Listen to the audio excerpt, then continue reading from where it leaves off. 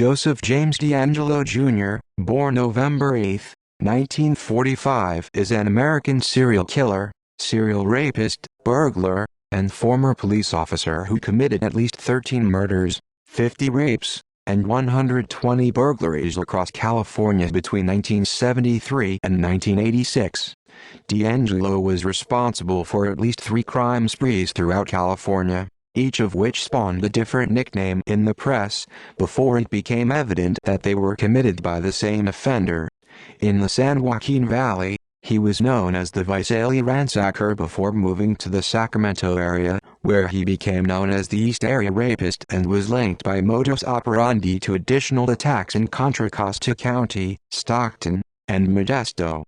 DeAngelo committed serial murders in Santa Barbara, Ventura, and Orange counties, where he was known as the Night Stalker and later the original Night Stalker, due to serial killer Richard Ramirez also being called the Night Stalker.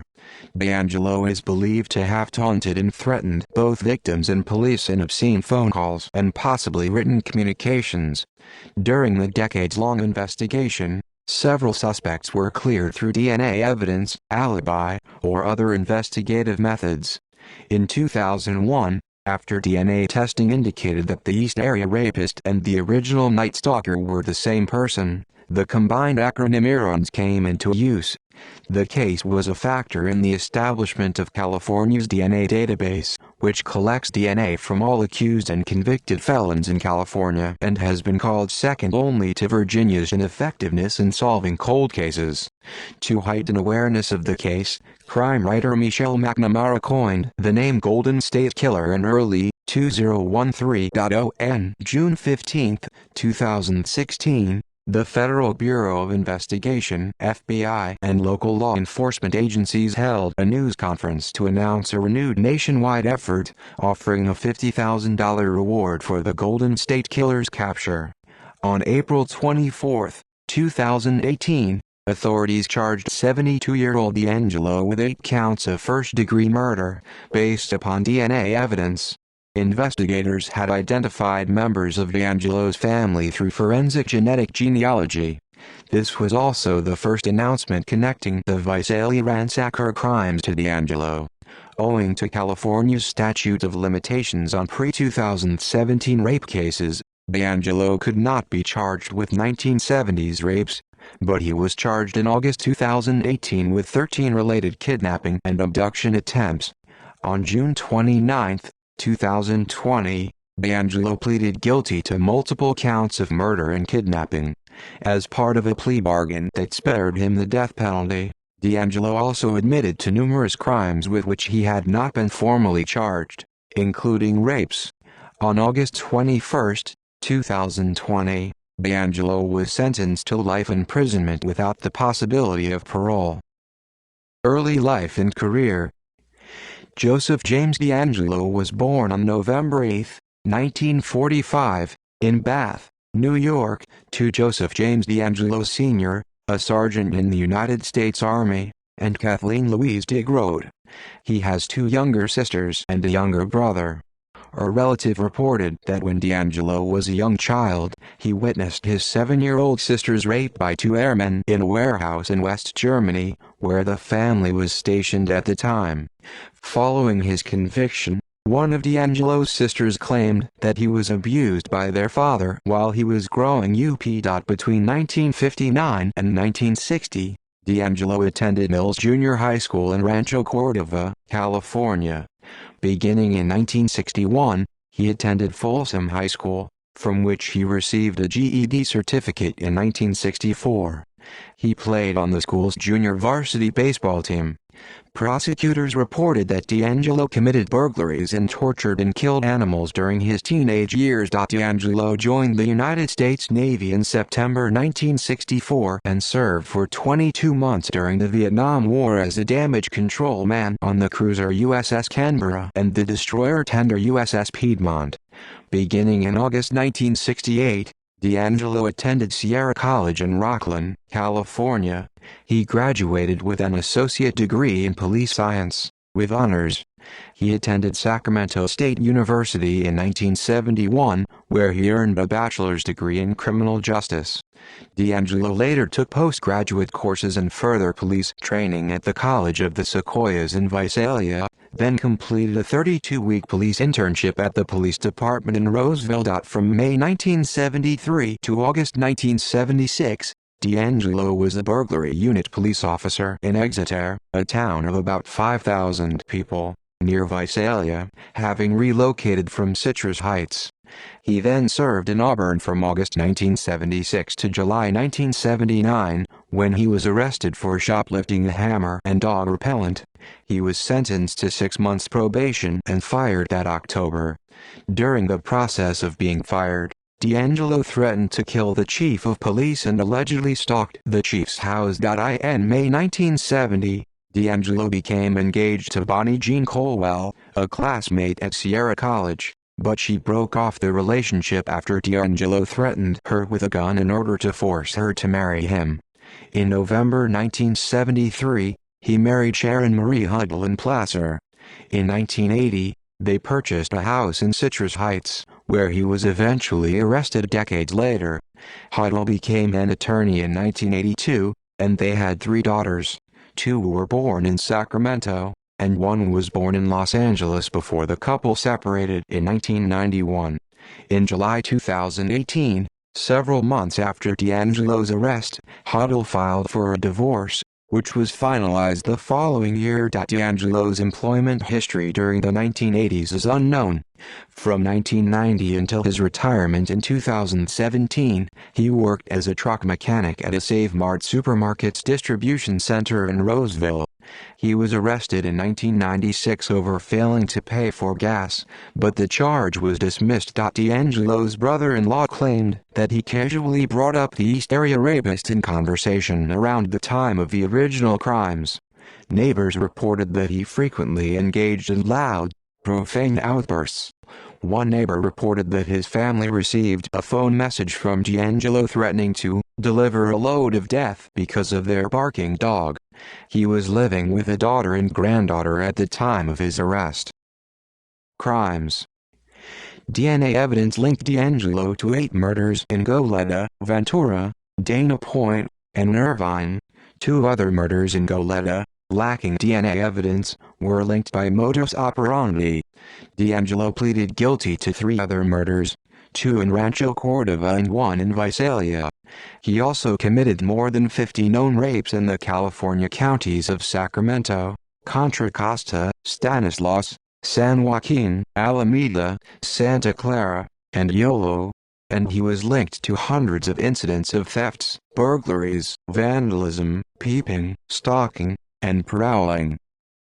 Visalia ransacker, 1973–1976. It was long suspected that the training ground of the criminal who became the East Area rapist was Visalia, although earlier Visalia crimes dating back as early as May 1973 and other sprees like that of the Cordova cat burglar, as well as burglaries that took place after the McGowan shooting, are now suspected to be linked as well. Over a period of 20 months, DeAngelo is believed to have been responsible for 1 murder and around 120 burglaries. In late April 2018, the Visalia chief of police stated that while there was no DNA linking DeAngelo to the Central Valley cases, his department had other evidence that played a role in the investigation, and he was confident that the Visalia ransacker has been captured. Though the statutes of limitations for the burglaries have each expired, DeAngelo was formally charged on August 13, 2018, with the first-degree murder of Claude Snelling in 1975. In 2020, DeAngelo pleaded guilty to the Snelling murder. Burglaries. The first recorded ransacking occurred on March 19, 1974, when a sum of $50 in coins was stolen from a piggy bank. Most of the ransacker's activities involved breaking into houses, rifling through or vandalizing the owner's possessions, scattering women's underclothes, and stealing a range of low-value items while often ignoring banknotes and higher-valued items in plain sight.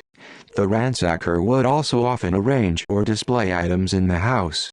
Items emptied included piggy banks and coin jars, and stolen items often included blue-chip stamps, foreign or historic coins, and personal items, such as single earrings, cufflinks, rings, or medallions, but also included 6 weapons and various types of ammunition. Multiple same-day ransackings were common as well, including 12 separate incidents on November 30, 1974. Common modes of the burglaries included scaling fences and moving through established routes such as parks, walkways, ditches, and trails, attempting to pry open multiple points of entry, particularly windows, leaving multiple points of escape open, especially windows, as well as the house, garage, and garden doors, moving removed window screens onto beds or into bedrooms, placing warning items such as dishes or bottles against doors and on door handles, wearing gloves, given the absence of fingerprint evidence. Shootings on September 11, 1975, DeAngelo broke into the home of Claude Snelling, 45, at 532 Whitney Lane, now South Whitney Street. Snelling, a journalism professor at the College of the Sequoias, had previously chased a prowler discovered under his daughter's window around 10 p.m. on February 5, 1975. On September 11, he was awakened around 2 a.m. by strange noises. Upon leaving his bedroom, Snelling ran through the open back door and confronted a ski-masked intruder in his carport attempting to kidnap his daughter, who had been subdued with threats of being stabbed or shot. Snelling was then shot twice, staggered back into the house to his wife, and later died. After the shooting, the assailant fled the scene, leaving behind a stolen bicycle at 615 Redwood Street. After the murder, Beth Snelling, 16, a cheerleader at Mount Whitney High School, underwent hypnosis in order to gather further details. The Visalia police also committed more resources to apprehending the ransacker, and a $4,000 reward, equivalent to $19,366 in 2021, was posted. Nighttime stakeouts were set up near houses that he had previously prowled, but the ransackings continued. Around 8:30 p.m. on December 12, 1975, a masked man entered the backyard of a house at 1505 West Kauai Avenue, near where the ransacker had been reported to frequent. When Detective William McGowan, on stakeout inside the garage, attempted to detain the man, the suspect shrieked, removed his mask, and feigned surrender after McGowan fired a warning shot. However, after jumping the fence to the house at 15:01, he also pulled out a revolver with his left hand and fired once near McGowan's face, shattering his flashlight. Nearby officers rushed to aid McGowan, and the shooter was able to escape. Items collected as evidence included the flashlight, tennis shoe tracks, and dropped loot, namely blue chip stamps and a blue sock full of coins. East Area Rapist, 1976-1979. DeAngelo moved to the Sacramento area in 1976, where his crimes escalated from burglary to rape. The crimes initially centered on the then unincorporated areas of Carmichael, Citrus Heights, and Rancho Cordova, east of Sacramento. His initial modus operandi was to stalk middle-class neighborhoods at night in search of women who were alone in one-story homes, usually near a school, creek, trail, or other open space that would provide a quick escape. He was seen a number of times but always successfully fled. On one occasion, he shot and seriously wounded a young pursuer. Most victims had seen or heard a prowler on their property before the attacks, and many had experienced break-ins. Police believe that the offender would conduct extensive reconnaissance in a targeted neighborhood, looking into windows and prowling in yards, before selecting a home to attack. It was believed that he sometimes entered the homes of future victims to unlock windows, unload guns, and plant ligatures for later use.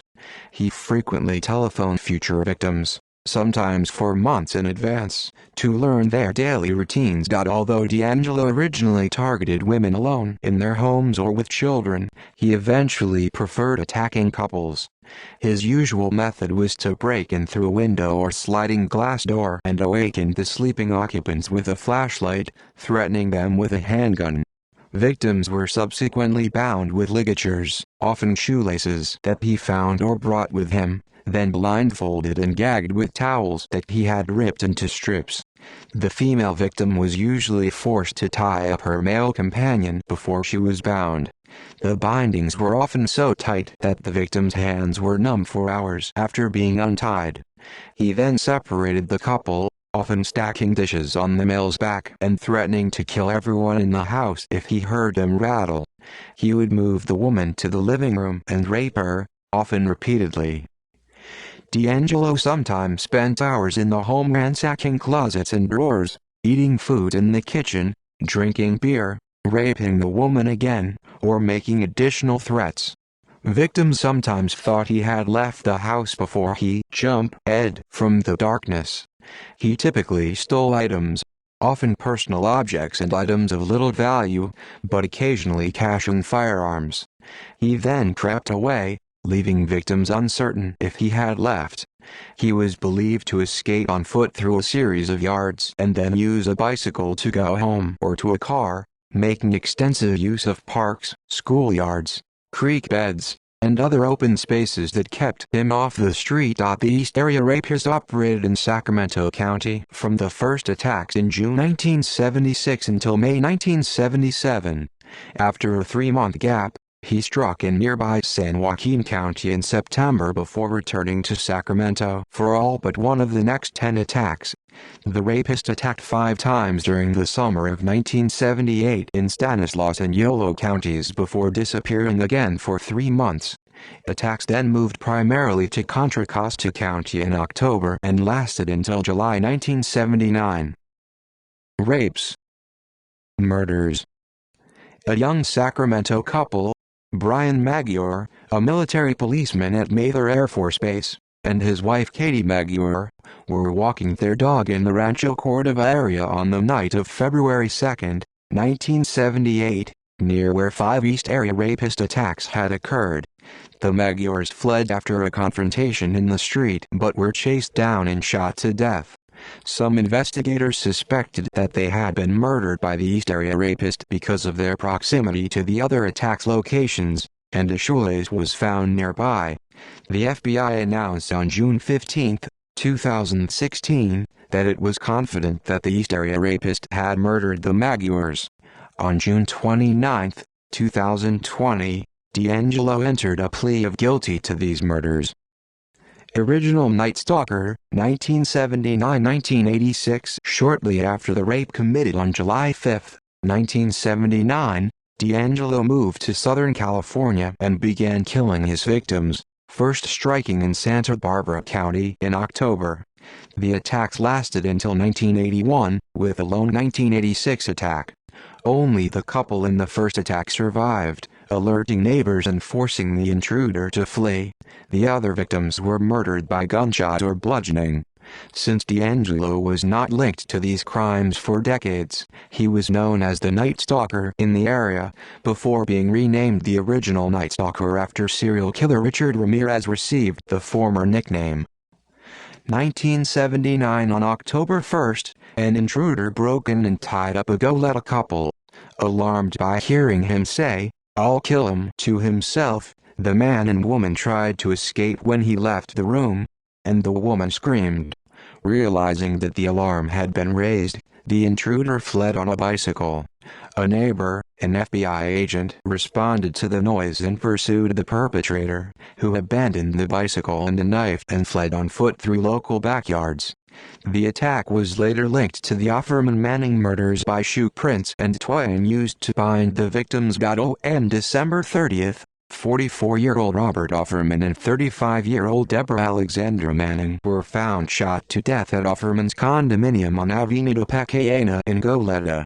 Offerman's bindings were untied, indicating that he had lunged at the attacker. Neighbors had heard gunshots.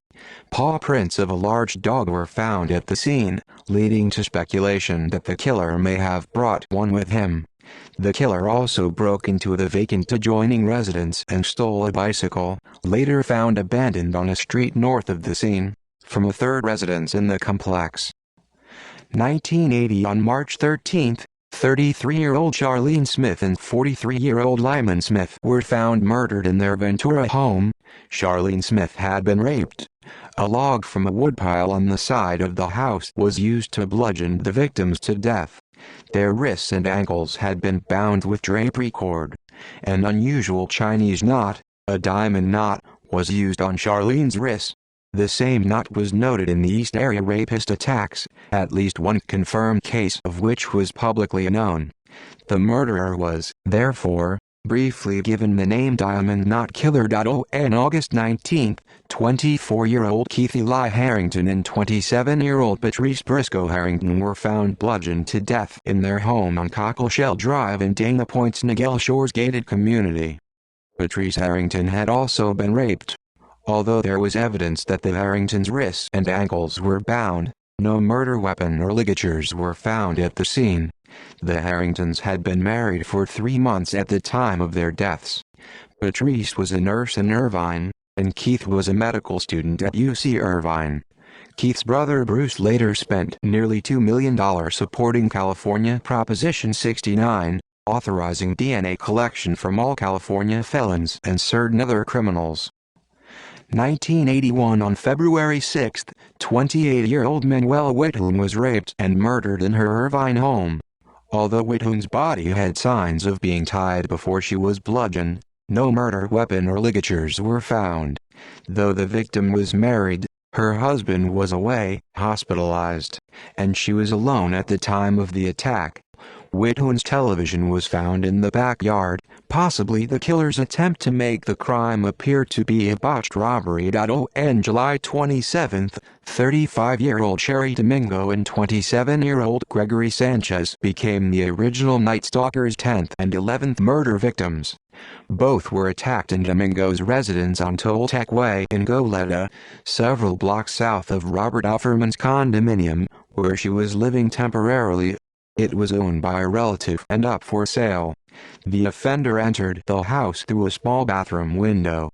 Sanchez had not been tied and was shot and wounded in the cheek before he was bludgeoned to death with a garden tool. Some believe that Sanchez may have realized he was dealing with the man responsible for the Offerman Manning murders and tried to tackle the killer rather than be tied up. Again, no neighbors responded to the gunshot. Sanchez's head was covered with clothes pulled from the closet. Domingo was raped and bludgeoned.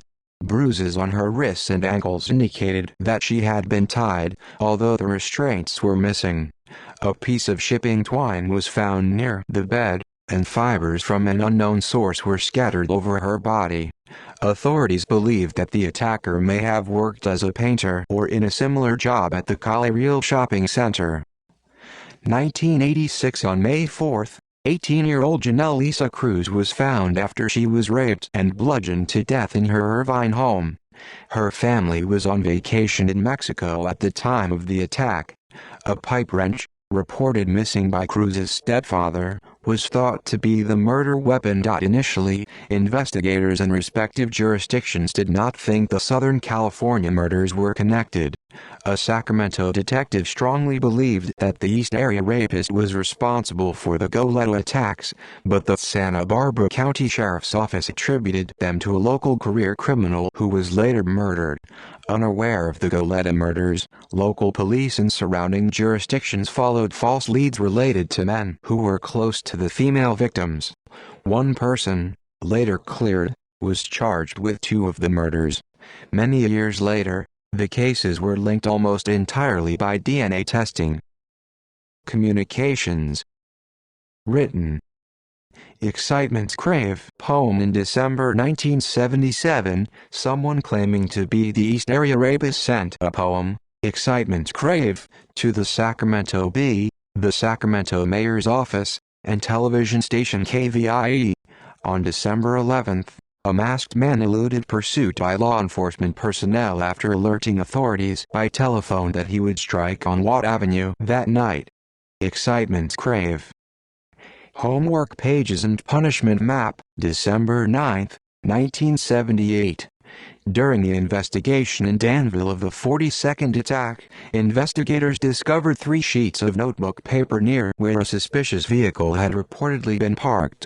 They believe the pages were dropped accidentally, perhaps by falling out of a bag. The first sheet appears to be a homework essay on General George Armstrong Custer. The second sheet contains a journal-style entry describing a teacher who made students write lines, which the author found humiliating. Mad is the word that reminds me of 6th grade. I hated that year. I wish I had known what was going to be going on during my 6th grade year, the last and worst year of elementary school. Mad is the word that remains in my head about my dreadful year as a 6th grader. My madness was one that was caused by disappointments that hurt me very much. Disappointments from my teacher, such as field trips that were planned, then canceled. My 6th grade teacher gave me a lot of disappointments which made me very mad and made me build a state of hatred in my heart. No one ever let me down that hard before, and I never hated anyone as much as I did him.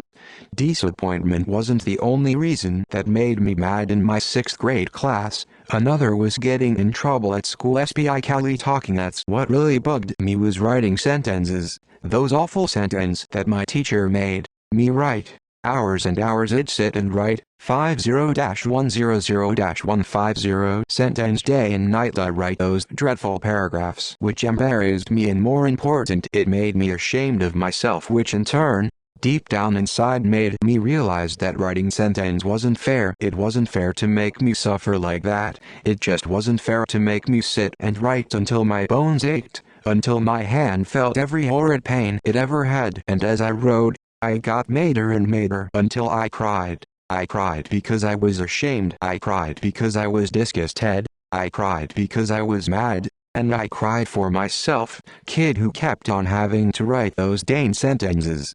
My angriness from 6th grade will scar my memory for life, and I will be ashamed for my 6th grade year forever. On the last sheet was a hand-drawn map of what appears to be a suburban neighborhood, with the word punishment scrawled across the reverse side. Investigators were unable to identify the area depicted in the map, although the artist clearly had knowledge of architectural layout and landscape design. According to Detective Larry Poole, the map is a fantasy location representing the rapist's desired striking ground. Phone calls. I'm the East Side Rapist, March 18, 1977. On March 18, 1977, the Sacramento County Sheriff's Office received 3 calls from a man claiming to be the East Area Rapist. None were recorded.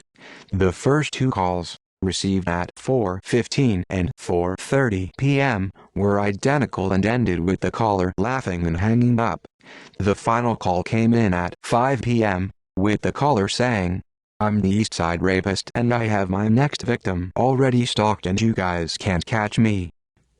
You're never gonna catch me." December 2, 1977, a man claiming to be the rapist called the Sacramento Police Department, saying, "You're never gonna catch me, East Area Rapist, you dumb fuckers. I'm gonna fuck again tonight. Be careful." The call was recorded and later released. As with the previous call, the next victim was attacked that night. Merry Christmas, December 9, 1977. During the 1977 Christmas season, a previous victim received a phone call that she attributed to her attacker. The caller said, "Merry Christmas, it's me again." Watt Avenue, December 10, 1977. Shortly before 10 p.m. on December 10, 1977, Sacramento authorities received 2 identical calls, saying, "I am going to hit tonight." Watt Avenue. Both were recorded, and the caller was identified as the same person who placed the call on December 2. Law enforcement patrols were increased that night, and at 2:30 a.m., a masked man eluded officers after being seen bicycling on the Watt Avenue bridge.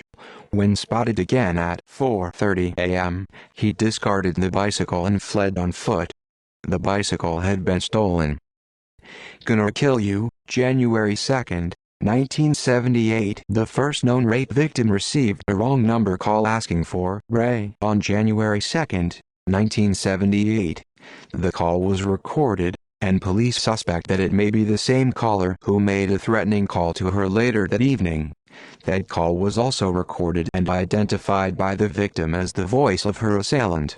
The caller said, "Gonna kill you, gonna kill you, gonna kill you, bitch, bitch, bitch, bitch, fucking whore." Counseling service, January 6, 1978. A man claiming to be the East Area rapist called the contact counseling service and said, "I have a problem. I need help because I don't want to do this anymore." After a short conversation, the caller said, "I believe you are tracing this call," and hung up. Later calls, 1982-1991. In 1982, a previous victim received a call at her place of work, a restaurant, during which the rapist threatened to rape her again. According to Contra Costa County investigator Paul Holes, the rapist must have chanced to patronize the restaurant and recognized his victim there. In 1991, a previous victim received a phone call from the perpetrator and spoke with him for 1 minute. She could hear a woman and children in the background, leading to speculation that he had a family. Final call, 2001. On April 6, 2001, one day after an article in the Sacramento Bee linked the original Night Stalker and the East Area rapist, a victim of the rapist received a call from him. He asked, "Remember when we played?" Investigation. Before officially connecting the original Night Stalker to the East Area rapist in 2001, some law enforcement officials, particularly from the Sacramento County Sheriff's Department, sought to link the Goleta cases as well. The links were primarily due to similarities in modus operandi. One of the already linked original Night Stalker double murders occurred in Ventura, 40 miles, 64 kilometers southeast of Goleta, and the remaining murders were committed in Orange County, an additional 90 miles, 140 kilometers southeast. In 2001, several rapes in Contra Costa County believed to have been committed by the East Area rapist were linked by DNA to the Smith, Harrington, Withun, and Cruz murders. A decade later, DNA evidence indicated that the Domingo Sanchez murders were also committed by the East Area rapist, also identified as the Golden State Killer. On June 15, 2016, the FBI released further information related to the crimes, including new composite sketches and crime details. A $50,000 reward was also announced. The initiative included a national database to support law enforcement's investigating of the crimes and to handle tips and information. Eventually, through the use of genetic genealogy searching on GEDmatch, investigators identify distant relatives of DeAngelo, including family members directly related to his great-great-great-great-grandfather dating back to the 1800s. Based on this information, investigators built about 25 different family trees. The tree that eventually linked to DeAngelo alone contained approximately 1,000 people. Over the course of a few months, investigators used other clues like age, sex, and place of residence to rule out suspects populating these trees, eliminating suspects one by one until only DeAngelo remained. During the investigation, several people were considered and later eliminated as suspects. Brett Glasby, from Goleta, was considered a suspect by Santa Barbara County investigators. He was murdered in Mexico in 1982, before the murder of Janelle Cruz. This eliminated him as a suspect. Paul "Corn-Fed" Schneider, a high-ranking member of the Aryan Brotherhood, was living in Orange County when the Harringtons, Manuel Withun, and Janelle Cruz were killed. A DNA test cleared him in the 1990s. Joe Alsop, a friend and business partner of the victim Lyman Smith. Alsop's pastor said that Alsop had confessed to him during a family counseling session. Alsop was arraigned for the Smith murders in 1982, but the charges were later dropped. and his innocence was confirmed by DNA testing in 1997. Other suspected murders. After DeAngelo was arrested, he was also suspected of committing the November 15, 1974, Visalia rape and murder of Jennifer Armour, the December 26, 1975, Exeter rape and murder of Donna Jo Richmond, and the November 11, 1978, murder of a woman and her son in Simi Valley, but was cleared as a suspect in all three murders by DNA testing. Arrest and trial. On April 24, 2018, Sacramento County Sheriff's deputies arrested DeAngelo. He was charged with 8 counts of first-degree murder with special circumstances.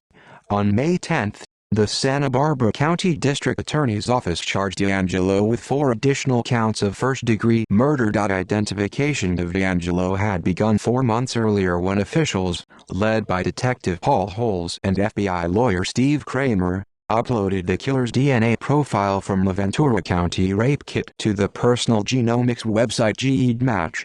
The website identified 10 to 20 people who had the same great-great-great-grandparents as the Golden State Killer. A team of 5 investigators working with genealogist Barbara Ray Venter used this list to construct a large family tree. From this tree, they established 2 suspects. One was ruled out by a relative's DNA test, leaving DeAngelo the main suspect. On April 18, a DNA sample was surreptitiously collected from the door handle of DeAngelo's car. Another sample was later collected from a tissue found in DeAngelo's curbside garbage can. Both were matched to samples associated with Golden State Killer crimes. Since DeAngelo's arrest, some commentators have raised concerns about the ethics of the secondary use of personally identifiable information. DeAngelo made a confession of sorts after his arrest that cryptically referred to an inner personality named Jerry, who had forced him to commit the wave of crimes that ended abruptly in 1986. According to Sacramento County Prosecutor Thien Ho, DeAngelo said the following to himself while alone in a police interrogation room after his arrest in April 2018. "I didn't have the strength to push him out. He made me. He went with me. It was like in my head, I mean, he's a part of me. I didn't want to do those things. I pushed Jerry out and had a happy life. I did all those things. I destroyed all their lives. So now I've got to pay the price." DeAngelo could not be charged with rapes or burglaries, as the statute of limitations had expired for those offenses, but he was charged with 13 counts of murder and 13 counts of kidnapping. DeAngelo was arraigned in Sacramento on August 23, 2018. In November 2018, prosecutors from 6 involved counties collectively estimated that the case could cost taxpayers $20 million and last 10 years. At an April 10, 2019, court proceeding, prosecutors announced that they would seek the death penalty, and the judge ruled that cameras could be allowed inside the courtroom during the trial. On March 4, 2020, DeAngelo offered to plead guilty if the death penalty was taken off the table, which was not accepted at the time. On June 29, as part of a plea bargain to avoid the death penalty, DeAngelo pleaded guilty to 13 counts of first-degree murder and special circumstances, including murder committed during burglaries and rapes, as well as 13 counts of kidnapping. On August 21, 2020, DeAngelo received multiple consecutive life sentences without the possibility of parole. DeAngelo offered a brief apology after listening to days of pre-sentencing victim impact statements. "I've listened to all your statements, each one of them, and I'm truly sorry to everyone I have hurt. Thank you, Your Honor." Incarceration. On November 3, 2020, DeAngelo was moved to the North Kern State Prison. As of February 2021, DeAngelo is incarcerated in protective custody at the California State Prison, Corcoran. See also List of fugitives from justice who are no longer sought. List of serial killers in the United States. List of serial killers by number of victims. List of suspected perpetrators of crimes identified with GEDmatch. References Further reading. Literature. McNamara, Michelle, 2018. I'll Be Gone in the Dark, One Woman's Obsessive Search for the Golden State Killer. HarperCollins. ISBN 978-006-2319784. Shelby, Richard, 2015. Hunting a Psychopath. The East Area Rapist. Original Night Stalker Investigation. The original investigator speaks out. Booklocker. ISBN 978-163263-5099. Michael Morford, Michael Ferguson, 2018. The Case of the Golden State Killer, based on the podcast with additional commentary, photographs and documents. Wild Blue Press. ISBN 978-1947290556. Periodicals, Help Us Catch a Killer. Los Angeles. Archive from the original on March 2, 2013.cs1 maint. Bot. Original URL status unknown. Link includes numerous photos and maps unmasking a killer. CNN. A 7-part series that profiles California's most prolific uncaught serial killer. Podcasts. 3 Golden State Killer podcasts that go deep on the case. Time Man in the Window. Los Angeles Times. The Creep Among Us. Stitcher. Television. The Original Night Stalker. Cold Case Files, Season 2, Episode 22. A&E Television Networks. Dark Minds. The Original Night Stalker Investigation Discovery. Golden State Killer. It's Not Over. Investigation Discovery. I'll Be Gone in the Dark, a 2020 HBO documentary series. Academic articles. Zabel, Joseph, 2019. The Killer Inside Us, Law, Ethics, and the Forensic Use of Family Genetics. SSRN 3368705. External links. Full interview. Golden State Killer investigator Paul Holes. YouTube. Cold Case.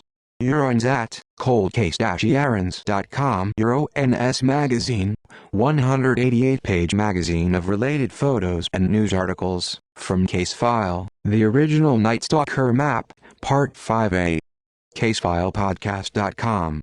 Map of the Eurons Crimes, East Area Rapist. Original Night Stalker. Ear-ons.com. Map of the East Area Rapist. Original Night Stalker.